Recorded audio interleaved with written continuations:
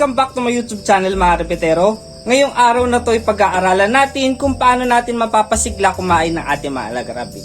So kung bago ka lamang sa aking YouTube channel at gusto matuto sa pag-alaga rabbit, please subscribe and hit the notification bell para updated kayo sa mga bago nating content. So mga repetero, nandito tayo sa ating rapitan at i-discuss natin kung paano ba natin mapapaganang kumain ang alaga nating rabbit. So ayan mga repetero, nandito tayo sa ating rabbitan at kung makikita natin, napakaganda, napakalusog at napaka-bulas ng ating mga alaga rabbit. So ito yung ating mga pure Californian, available pa rin po sila kung gusto nyo bumili. Pwede tayong i-contact sa ating FB page or ating contact number. So nandyan na yung ating number sa description. So hanapin na lang natin mga repetero.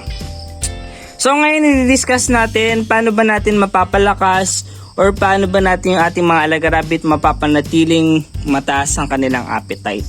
So kasi marami nagtatanong sa akin, bakit yung rabbit ko mahina na pong kumain, bakit ganito, ganyan. So maraming dahilan or factors na pwedeng mag-cause kung bakit humihina yung kumain yung ating mga alaga rabbit.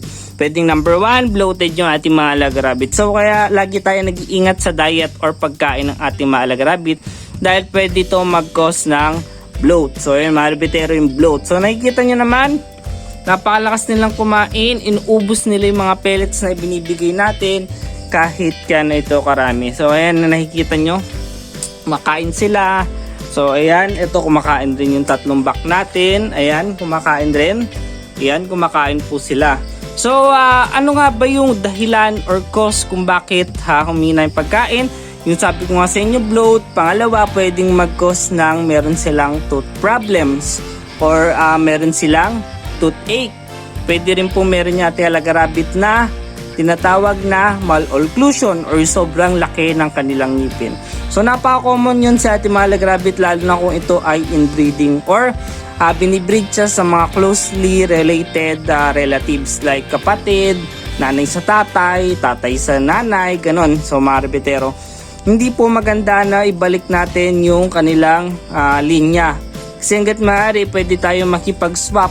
Yun nga, pag kasi wag tayong swapang, kumbaga maganda yung line natin, ayaw natin makipag-swap. And pwede po mag-cause na major issues yon sa health ng ating mga alaga rabbit. So mga repetero, wag tayong magpa-practice ng inbreeding or yung pagpapa breed sa mga closely related animals, hindi lang sa hayop.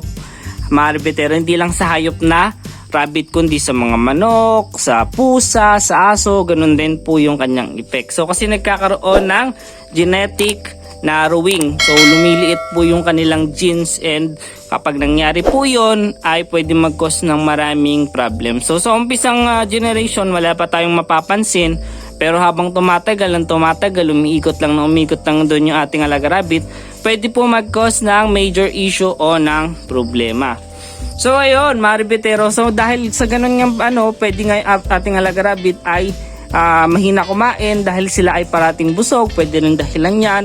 And lastly, pwede pong nagsawa sila sa pagkain. So good thing meron po tayong tinatawag na vitamin. So sa pagbibigay po ng vitamins ay nagbibigay ito ng sigla ulit kumain sa ating mga alaga rabbit. So ito appetite booster po ito. Ibig sabihin, binuboost niya po yung appetite or yung lakas pagkain ng ating mga alaga rabbit. So kung makikita nyo sa description nito, yung nasa box mismo, so nawawala. Pero nakalagay na po doon. So indication prevents the prevention or and treatment of vitamins and amino acid deficiency in dogs, cats, poultry, rabbit, hamster, and chinchilla. So kung yung rabbit natin ay malnourished or meron siyang problema sa mga deficiency na mga yan, kadalasan mahina lang po yung ating mga alaga rabbit, nasa isang sulok at hindi po kumakain.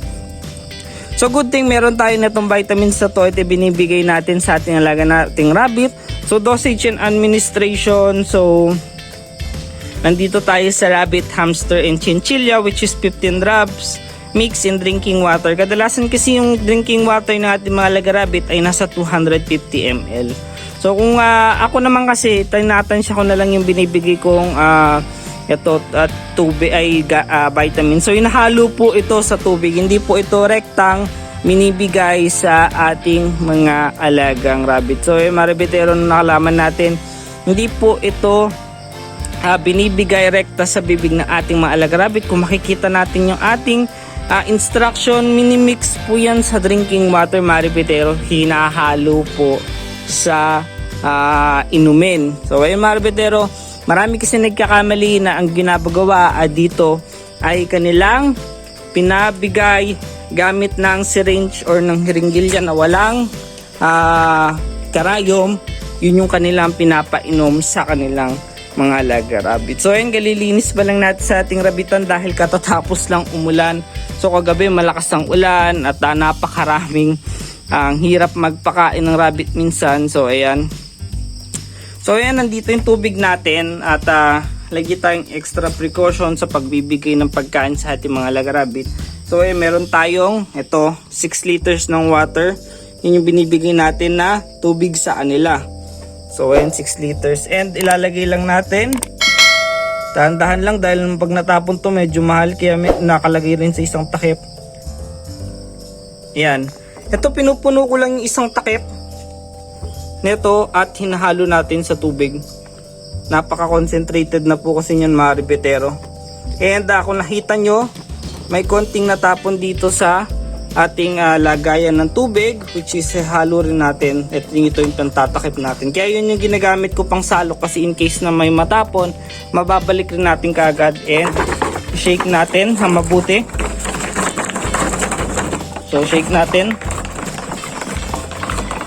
Ayan, so makikita nyo medyo nagkukulay yellow na yung kanyang tubig. At ito yung kanilang drinking water. So hindi pa natin masyado nalinis, pero okay lang yan. Wala namang problema masyado itong malumot. Ang problema pag bumara ito sa ating sa may tubigan. So ayan, kung ito ibibigay natin sa ating mga alaga rabbit at ating ilalagay itong tubig. So ayan, mga rebetero.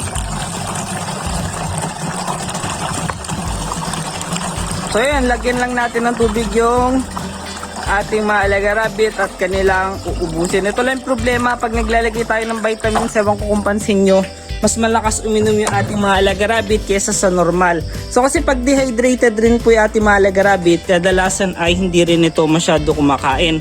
Kaya china-check natin kung kayo ay naka-automatic drinker, check nyo parati kahit once a week or twice a week itong mga drinking water nila kung tumatagos or lumalabas po yung tubig. Kasi pag yan nabarahan ng 2-3 araw, lalo napakainit, mamamatay po yung ating mga alaga rabbit. Lalo na medyo nilumot na yung ating lagayan ng tubig. Ayan, at last week ko pa nung nalinis, lilinisan natin pag naubos yan. So ayan, pag nabarahan yan ng lumot yung kanilang tubigan, pwede po mag-cause yan ng dehydration which can lead to death. So ayun, syempre dehydration ang pinakalaban natin kadalasan kapag nagpapalit tayo ng ganitong tubig. Pero mas madali kasing palitan yung tubig. Ganyan, lalagay natin sa isang lagayan na to. Ito, ubusin nila, 2 beses ko nireload dyan. So bali mga 12 liters ng tubig po yung kanilang iniinom sa isang araw. Napakalakas po nila uminom. Lalo na kung mainit, kaya pa nga ng 3 beses ubusin nila yung tubig sa isang araw. So yan, mga rebetero, yung ating ginagawa para lumakas kumain yung ating mga alaga rabbit. So meron kayong katanungan, suggestion, or baka naguguluhan pa kayo sa aking explanation, please comment down below, mga rebetero, at sasagutin natin. And also, don't forget subscribe to our channel to be notified and updated every time we upload new video. So salamat sa pakikinig and happy rabbit farming sa ating mga rebetero. So ayan na, kitang kita na yung markings niya and napakaganda na, mga rebetero.